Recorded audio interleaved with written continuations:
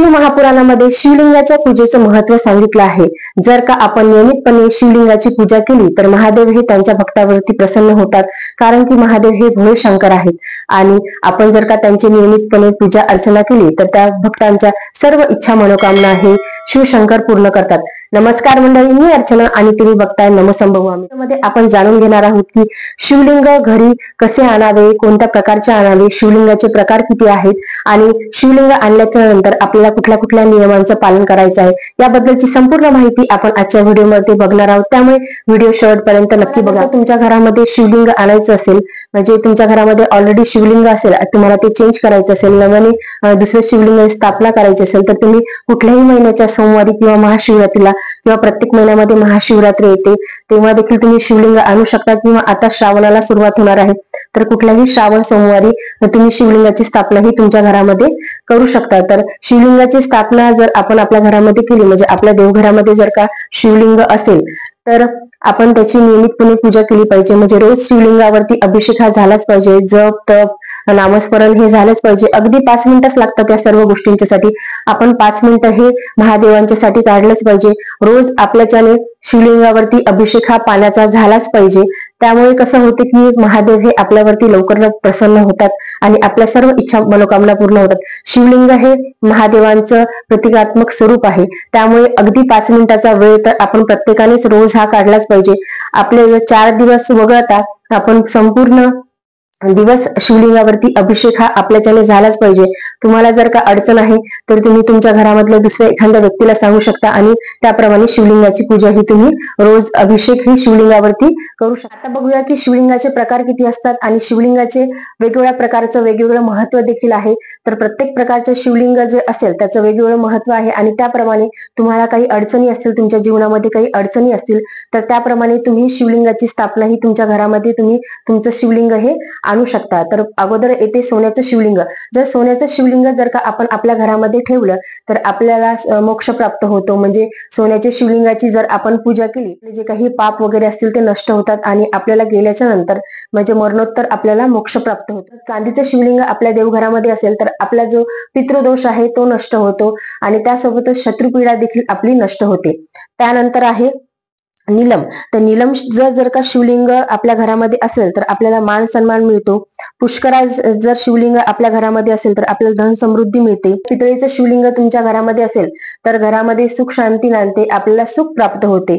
त्यासोबतच लोखंडी जर का शिवलिंग असते, म्हणजे तुम्हाला जर का शत्रुबाधा असेल, तुम्हाला कोणी खूप त्रास देत असेल तर तुम्ही लोखंडाचं शिवलिंग करून त्याची पूजा ही करू शकता आणि तुम्हाला या त्रासातून तुमची सुटका होईल। त्यासोबतच कास्य एक धातू असतो, त्याचं देखील शिवलिंग मिळते।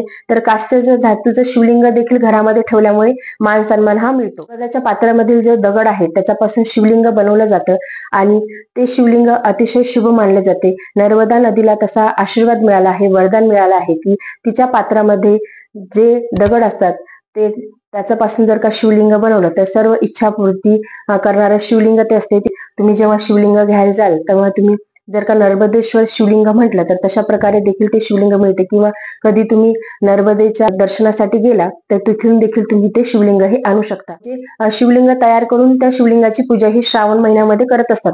तर काही गोष्टींचे शिवलिंग जर का आपण केले तर त्यामुळे आपले अनेक कष्ट दूर होतात। जसे की आपण गुळाचं शिवलिंग जर का तयार केलं आणि त्याची जर का प्रत्येक श्रावण सोमवारी जर का पूजा केली तर आपल्या जीवनामध्ये अन्नधान्याची कधीच कमतरता पडत नाही।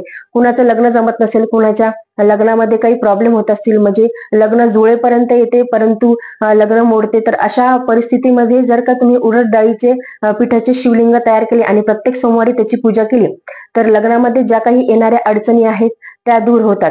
त्यासोबतच जर गव्हाच्या पिठाचं शिवलिंग केलं आणि त्याची जर का पूजा केली तर जीवनातील कष्ट हे सगळे, जे काही जीवनामध्ये तुमच्या कष्ट असतील त्या सगळ्या कष्टांपासून मुक्ती मिळते, ते सगळे कष्ट दूर होतात।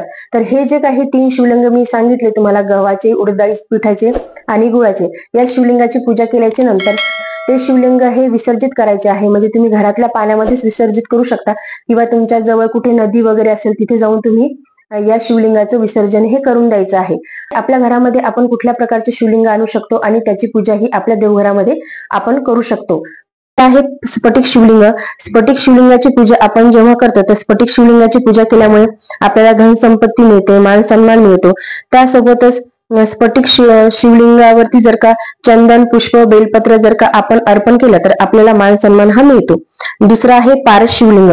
तर पारस शिवलिंग हे सर्वोत्तम शिवलिंग आहे, कारण जो पारा असतो तो आपल्याला थर्मामीटर मध्ये मिळतो आणि तो पारा अतिशय गुळगुळीत असतो आणि त्याचं शिवलिंग तयार करायला खूप जास्त जड जाते, कारण जे कारागीर असतात तो पारा हा अतिशय गुळगुळीत असतो आणि तो सारखा हातामधून सटकतो, त्यामुळे कारागिरांना देखील खूप मोठा प्रॉब्लेम जातो ते शिवलिंग तयार करायला. आणि हे जे शिवलिंग आहे याची जर का आपण घरामध्ये आणून पूजा केली, सर्वोत्तम शिवलिंग आहे. रावणाने देखील पूजा केली होती आणि महादेवांना प्रसन्न करून घेतलं होतं. लिंगाची पूजा जर का आपण नियमितपणे आपल्या घरामध्ये केली तर महादेव आपल्यावरती लवकर प्रसन्न होतात. त्यांच्या भक्तांना ते नेहमी करता शुभ आशीर्वाद देतात. पारस शिवलिंगाची जर का आपण नियमितपणे पूजा केली तर घरामध्ये कुठलीही दुर्गुण राहत नाही. जे असाध्य रोग असतील ते देखील पारस शिवलिंगाची पूजा केल्यामुळे दूर होतात. त्यामुळे तुमच्याकडे जर का अजून शिवलिंग नसेल आणि तुम्ही शिवलिंग आणायचा विचार करत असेल तर तुम्ही पारस शिवलिंगच तुमच्या घरामध्ये आणा, कारण की हे सर्वोत्तम शिवलिंग आहे आणि याची पूजा केल्यामुळे महादेव आपल्या भक्तांवरती लवकर प्रसन्न होतात. कुणाला काही प्रॉब्लेम असेल, म्हणजे असाध्य रोग असेल, ते दूर होत नसेल तर 1 चमचाभर मध याने रोज पारस शिवलिंगाची अभिषेक करायचा आहे. म्हणजे तुमच्याकडे जर का 1 चमचाभर नसेल तर तुम्ही अगदी 1 थेंब जरी मध त्या पारस शिवलिंगावरती अर्पण केला तरी देखील ज्या काही जीवनामधील अडचणी आहेत, म्हणजे असाध्य रोग असतील किंवा कुठचं काम असेल ते काम पूर्ण होत नसेल तर त्या सगळ्या गोष्टी जर नियमितपणे जे पारस शिवलिंग आहे त्याच्यावरती जर का मधाने आपण अभिषेक केला रोज, तर आपल्या जीवनातील जे काही असाध्य रोग असतील, जे असाध्य कामे असतील, जे आपले पूर्ण होत नाहीये, खूप दिवसापासून रखडलेले काम आहेत, ते सर्व काही पूर्ण होऊ लागतात. त्यामुळे नियमितपणे जर का तुमच्याकडे पारस शिवलिंग असेल तर रोज तुम्ही 1 थेंब तरी अभिषेक हा मधाचा शिवलिंगावरती नक्की करा. तेव्हा आपल्या घरामध्ये शिवलिंगाची स्थापना करतो तेव्हा 4 दिवस वगळता रोज शिवलिंगावरती अभिषेक हा झालाच पाहिजे, पाण्याचा अभिषेक हा झालाच पाहिजे. तुम्हाला काही अडचण असेल, म्हणजे आपल्या मासिक पाळीमध्ये आपण करू शकत नाही पूजा, तेव्हा तुम्ही दुसऱ्या कोणाला घरामध्ये सांगू शकता पूजा करायला. त्याप्रमाणे रोज ही महादेवांची पूजा ही करायची आहे, शिवलिंगाची पूजा ही करायची आहे. त्यावरती रोज अभिषेक झाला, म्हणजे रोज तर अभिषेक आपण पूजेच्या वेळी करतो, परंतु दिवसभर जरी शिवलिंगावरती अभिषेक झाला तर खूप चांगलं. तुम्ही रोज देखील तसं शिवलिंग हे ठेवू शकता, किंवा आता श्रावण महिना लागणार आहे तर श्रावण महिन्यामध्ये देखील तुम्ही शिवलिंगावरती रोज अभिषेक, दिवसभर अभिषेक होईल, शिवलिंगावरती पाणी हे पडत राहील, याच्या दृष्टीने देखील शिवलिंग तुम्ही तशा प्रकारे ठेवू शकता.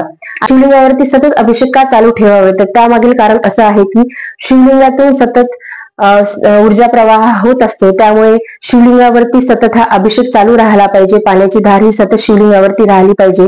तर अशा प्रकारेच आपल्याला व्यवस्था करायची आहे की नाही नेहमी करता तर ऍटलिस्ट श्रावण महिन्यामध्ये किंवा महाशिवरात्रीच्या दिवशी तरी शिवलिंगावरती सतत अभिषेक चालू हा दिवसभर राहायला पाहिजे. आता बघूया की जेव्हा आपण शिवलिंग आपल्या घरामध्ये असते तेव्हा आपण कुठल्या कुठल्या नियमांचं पालन करायचं आहे. तुम्ही शिवलिंग तुमच्या घरामध्ये स्थापित करता तेव्हा कधीही लक्षात ठेवायचं आहे की जिथे शिवलिंग असेल ती जागा ही नेहमी करता स्वच्छ असली पाहिजे. शिवलिंग कधीही एकटे ठेवू नये. शिवलिंग हे गणेश, पार्वती यांच्या फोटो सोबतच ठेवावे, म्हणजे त्यांचा जे महादेवांची पूर्ण फॅमिली आहे त्या फोटो सोबतच शिवलिंग हे नेहमी करता ठेवावे.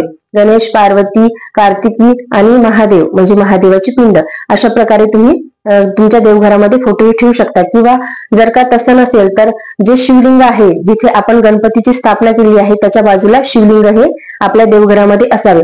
शिवलिंगावरती केतकीचे फुले, त्यासोबतच तुळशीपत्र किंवा हळदी, कुंकू, सिंदूर ह्या गोष्टी शिवलिंगावरती कधीच म्हणजे लावायच्या नाहीत. ह्या गोष्टी शिवलिंगाला वर्ज्य आहेत. त्यामुळे आपण पूजा करताना नेहमी करता लक्षात ठेवावे की शिवलिंगावरती हळदी कुंकू लावू नये, केतकीची फुले अर्पण करू नये, तुळशीपत्र देखील शिवलिंगाला अर्पण करू नये. त्यासोबतच शिवलिंगावरती सतत अभिषेक चालू राहील अशी काहीतरी व्यवस्था करावी. म्हणजे तसं तर तुम्ही रोजच्या पूजेमध्ये आपण सकाळी अभिषेक करतो, परंतु दिवसभर शिवलिंगावरती अभिषेक होत राहील असं जर केलं तर खूप छान. तर शिवलिंगावरती सतत अभिषेक चालू ठेवावा. महाशिवरात्री किंवा श्रावणाच्या दिवसामध्ये देखील तुम्ही अशा प्रकारे करू शकता. आता श्रावण महिना चालू होणार आहे त्यामुळे शिवलिंगावरती सतत अभिषेक चालू राहील असं आपल्याला ती व्यवस्था करायची आहे. आपल्या देवघरातील जे शिवलिंग असते त्याची कधीच प्राण प्रतिष्ठापना करू, एकापेक्षा अधिक शिवलिंग आपल्या देवघरामध्ये ठेवू नये. म्हणजे वेगवेगळ्या धातूचे शिवलिंग देखील आपल्या देवघरामध्ये ठेवू नये. शिवलिंग जेव्हा आपण ठेवतो तेव्हा त्याची जी निमुळती बाजू असते ती उत्तर दिशेकडे असावी. म्हणजे जिकडून आपण शिवलिंगावरती अभिषेक केला आणि तिकडून जे पाणी खाली जाते ती जी बाजू असते ती कधीही उत्तर दिशेलाच असावी. तसं तर कुठल्याही देवतांना अभिषेक करताना गरम दुधाचा वापर करू नये. त्याचप्रमाणे शिवलिंगावरती देखील अभिषेक करताना गरम दुधाचा वापर करू नये. दूध हे गारच असावं, म्हणजे कच्चच दूध असावं. गार म्हणजे गरम करून थंड केलेलं नाही, कच्चच दूध असावं आणि त्यानुसारच शिवलिंगावरती त्या दुधाचाच अभिषेक हा झाला पाहिजे. म्हणजे कुठल्याही देवतांच्या पूजेमध्ये दूध हे कच्चच घ्यायचं आहे आणि त्यानंतर अभिषेक करायचा आहे. म्हणजे आता जे प्लास्टिकची पिशवी डायरेक्ट शिवलिंगावरती धरतात ते अत्यंत चुकीचं आहे. त्याने शिव हे प्रसन्न होणार नाही.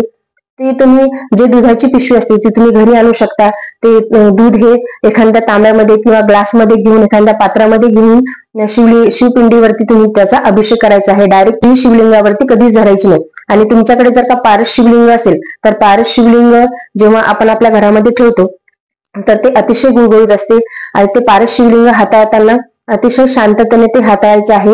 त्याची पूजा करताना देखील ते जपून पकडायचं आहे, कारण ते गुळगुळीत असल्यामुळे ते हातातून सटकते. तर त्याची पूजा करायची, त्याला कधीच गरम दूध हे अर्पण करायचं नाही. तर आजच्या व्हिडिओतली माहिती तुम्हाला कशी वाटली कमेंट बॉक्समध्ये मला नक्की सांगा. आणि आजचा व्हिडिओ जर तुम्हाला आवडला असेल तर व्हिडिओ लाईक करा, चॅनलवरती नवीन असेल चॅनलला सबस्क्राईब करा आणि बेल आयकॉनला देखील प्रेस करा, जेणेकरून नवीन व्हिडिओचं नोटिफिकेशन तुमच्यापर्यंत पोहोचू शकेल. धन्यवाद.